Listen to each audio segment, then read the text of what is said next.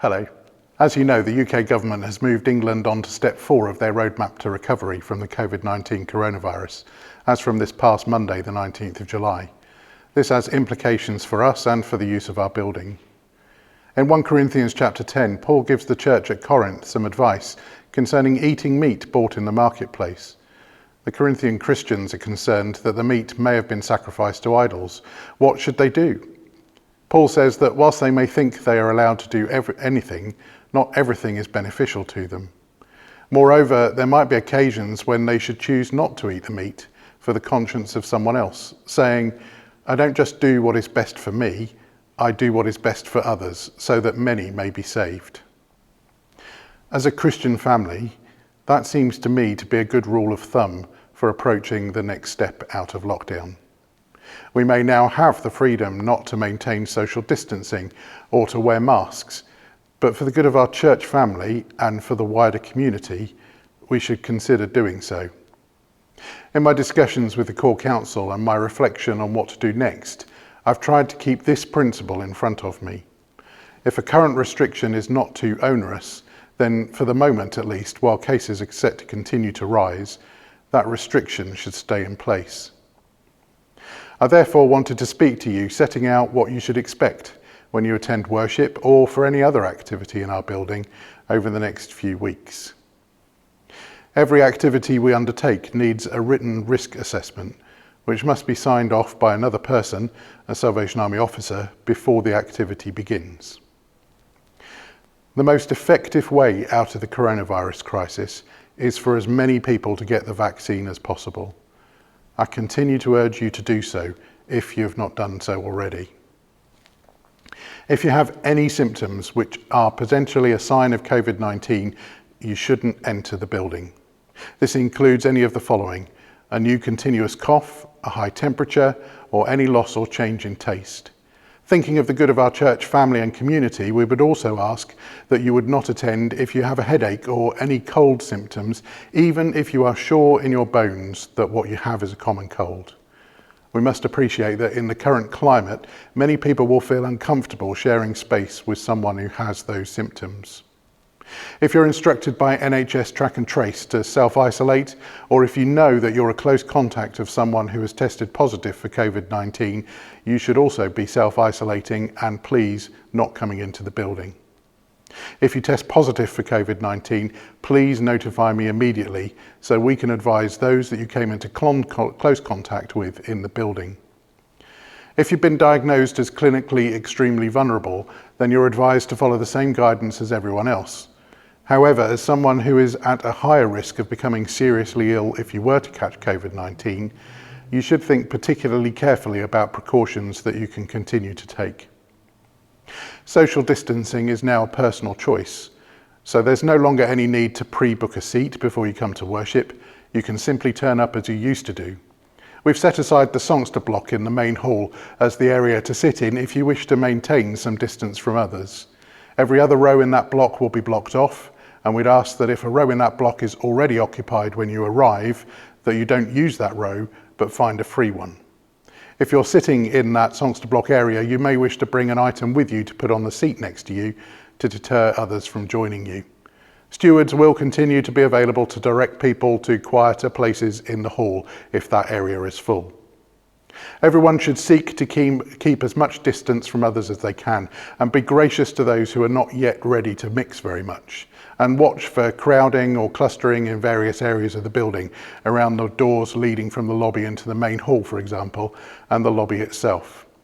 The lobby is available for people who would like to come to worship but don't yet feel comfortable coming into the main hall. We'll provide you with a seat if you want to sit out there. Wearing a face mask is also a personal choice.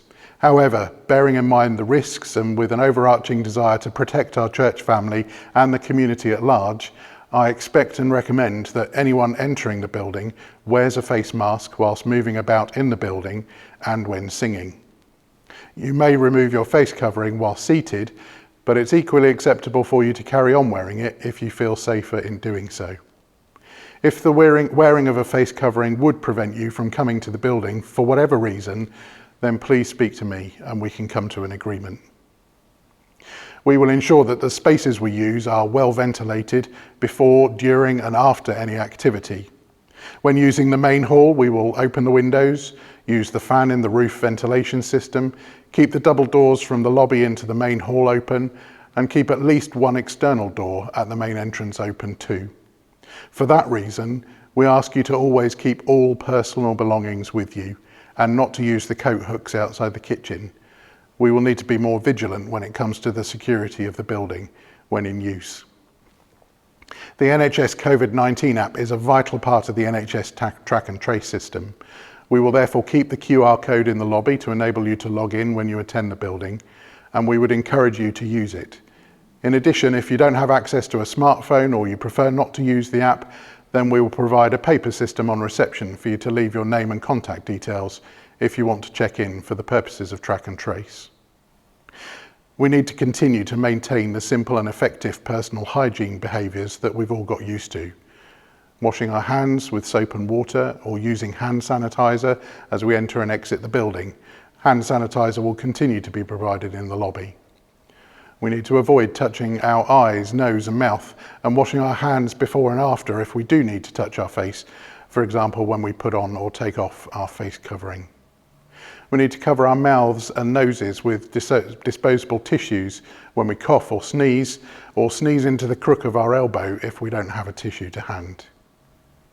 The NHS is still providing free lateral flow tests to anyone who does not have any COVID-19 symptoms. You can order them from the gov.uk website, or you can pick up a free box from many local chemists. I currently take 2 tests a week so that when I'm leading worship on a Sunday or when I'm visiting in the week, I have evidence of a negative test. You may wish to consider doing the same, again as a way of keeping our church family and community safe. Surfaces can become contaminated with viruses like COVID-19. We will therefore not be providing songbooks or Bibles for the moment, though of course you're free to bring your own to use. There's very little risk in you picking up material to take home with you, such as the periodicals or the weekly Grapevine newsletter, so copies of these may be provided over the coming weeks. An offering plate will be available just inside the doors to and from the lobby and in the main hall, as opposed to the lobby itself for security reasons while we keep the doors open. Surfaces will be cleaned regularly, both by our cleaner and by activity leaders where necessary. There are now no restrictions on singing or the playing of instruments in worship and rehearsal, both for our musical sections and for the congregation. We will reintroduce congregational singing from this Sunday, but we expect and recommend that you will wear a mask when you do so. We also encourage you not to sing at the top of your voice. When the band plays and rehearses, they will continue to use bell covers. We won't be reintroducing coffee fellowship in the hall after worship for the moment. We're being advised to minimise our time together, and so this is another way that we can minimise any risks. Whilst cases continue to rise, we won't be bringing back the minibus into service. Sunday school will continue to be online at 3:30 p.m. on Sundays over the next few weeks, though it's hoped our children and young people will be able to meet face to face from September. In terms of our weekly community activities, these can be restarted based on the principles set out in this video. I'm asking all activity leaders to meet with me in the coming weeks to plan any reopening and to agree a risk assessment for their activity. Please continue to monitor Grapevine for more information. These precautions will be kept under constant review and will be formally reviewed with the Core Council on a regular basis. We will likely meet again in mid-August. In the meantime, please do pray for each other and pray for the activities that will take place in our building over the next few weeks. Every member and friend must make their own decision when they feel safe to attend, but we do look forward to welcoming you when you do. And if you have any questions, please do contact me. God bless you.